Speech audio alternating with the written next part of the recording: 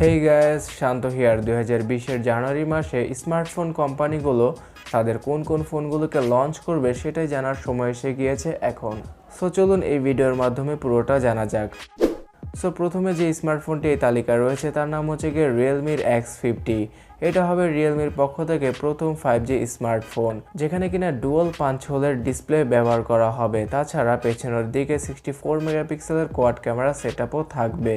So জানুয়ারি মাসের 7 তারিখে এই ফোনটিকে চাইনিজ মার্কেটে লঞ্চ করে দেবে রিয়েলমি এবং প্রাইস আশা করা যাচ্ছে 25 থেকে 30,000 টাকার মধ্যে হতে পারে। তাছাড়া এই ফোনটির মধ্যে প্রসেসর হিসেবে স্ন্যাপড্রাগনের 765 SoC-কে ইউজ করা হবে। তাছাড়া বাজেট সেগমেন্টে জানুয়ারি মাসের শেষের দিকে রিয়েলমি C3 এবং রিয়েলমি 5i স্মার্টফোনকে ইন্ডিয়ান মার্কেটে রিয়েলমি লঞ্চ করতে পারে।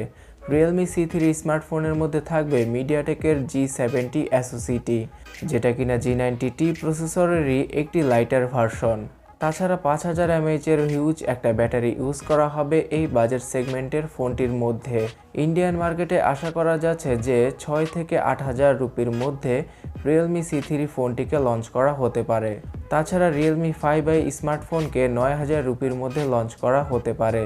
আর বাংলাদেশের মার্কেটে আনঅফিশিয়ালি এই ফোনগুলো 10 থেকে 15,000 টাকার মধ্যে পাওয়া যেতে পারে। সো রিয়েলমির পরে শাওমির পালা। শাওমি তাদের মি নোট 10 ফোনটিকে ইন্ডিয়ান মার্কেটে গ্লোবালি লঞ্চ করতে পারে।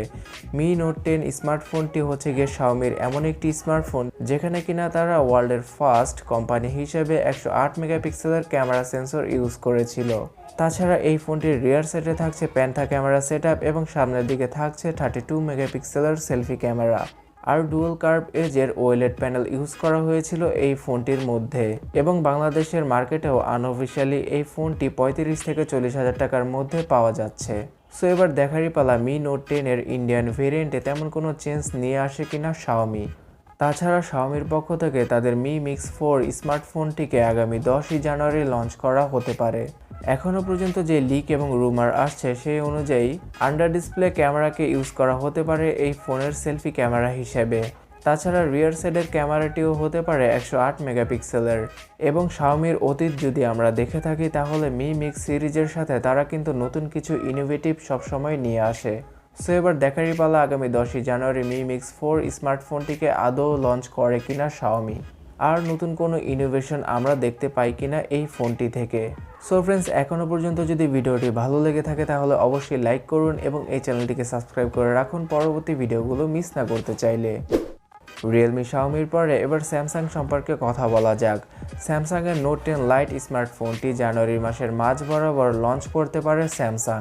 যদিও বাংলাদেশের মার্কেটে এই ফোনটি আদৌ আসবে কিনা সেই সম্পর্কে এখনও কোনো তথ্য পাওয়া যায়নি। তবে নোট 10 লাইট স্মার্টফোনটি লঞ্চ হলে এর প্রাইস প্রায় 60,000 টাকার মতো হতে পারে। ওভারঅল স্যামসাং এই ফোনটিকে ওয়ানপ্লাসের ফোনের সাথে তুলনা করতেই বাজারে আনবে এবং এই ফোনটির ফ্রন্ট সাইডের ডিজাইনটি হবে অবিকল নোট 10-এর মতোই। তাছাড়া 4500 mAh-এর ব্যাটারি ক্যাপাসিটির সাথে আসবে এই ফোনটি এবং প্রসেসর হিসেবে এক্সিনোসের 9810 SoC-টি থাকতে পারে। আর যারা কিনা ইন্ডিয়া থেকে এই ভিডিওটি দেখছেন তাদের জন্য আরও একটি গুড নিউজ স্যামসাংয়ের পক্ষ থেকে। স্যামসাংয়ের A51 এবং A71 ফোনকে ইন্ডিয়ান মার্কেটে জানুয়ারি মাসে লঞ্চ করা হতে পারে অফিসিয়ালি। তো বন্ধুরা, এই দুটি ফোন সম্পর্কে আরও বিস্তারিত জানতে উপরে আই বাটনে ক্লিক করুন, ভিডিওটি পেয়ে যাবেন। আর যদি বলি বাংলাদেশে এই দুটি ফোন কবে নাগাদ লঞ্চ হবে, তবে এখনও পর্যন্ত শিওর না, কারণ কয়েক মাস আগেই A50s এবং A30s দুটি স্মার্টফোন বাংলাদেশে অফিসিয়ালি লঞ্চ করা হয়েছিল। তাছাড়া 2020-এর জানুয়ারি মাসে ওয়ানপ্লাস শো করতে পারে তাদের কনসেপ্ট ওয়ান নামে একটি স্মার্টফোন। বর্তমানের লিক এবং রুমার অনুযায়ী অনেকেই বলছেন যে এই ফোনটি হবে ওয়ানপ্লাসের একটি ফোল্ডেবল স্মার্টফোন। তাছাড়া এটাও আশা করা যাচ্ছে 2020-এর একদম শেষের দিকে এই কনসেপ্ট ফোনটিকে কমার্শিয়ালি বিক্রির জন্য অ্যাভেলেবেল করবে ওয়ানপ্লাস।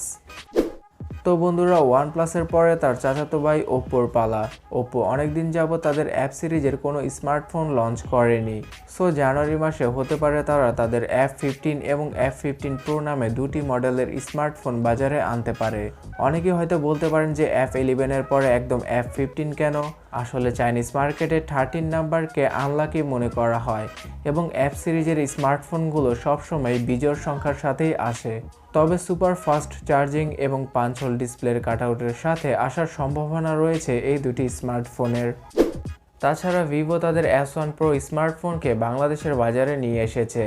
8 জানুয়ারি মাস থেকে এই ফোনটিকে অফিসিয়ালি পাওয়া যাবে বাংলাদেশের মার্কেটে।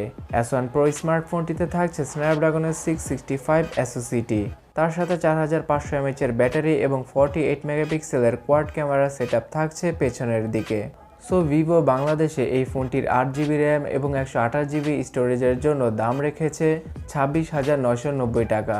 সো ফ্রেন্ডস, এই ফোনগুলোর মধ্যে আপনি কোন ফোনটির জন্য ওয়েট করছেন নিচে কমেন্ট সেকশনে জানাতে ভুলবেন না এবং এই চ্যানেলটিকে সাবস্ক্রাইব করে পাশের বেল আইকনে ক্লিক করে রাখুন পরবর্তী ভিডিওগুলো মিস না করতে চাইলে। তো দেখা হচ্ছে পরবর্তী ভিডিওতে। টাটা।